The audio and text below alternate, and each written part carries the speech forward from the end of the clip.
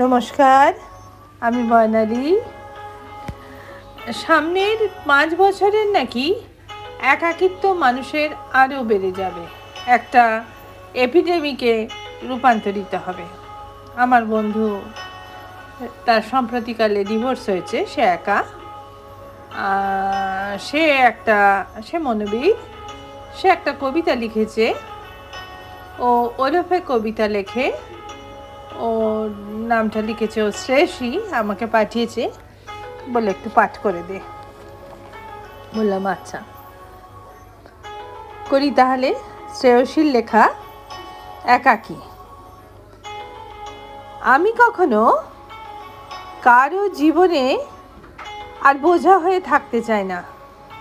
যেখানে আমার কোনো প্রয়োজন নেই সেখান থেকে আমি চুপচাপ সরে আসি।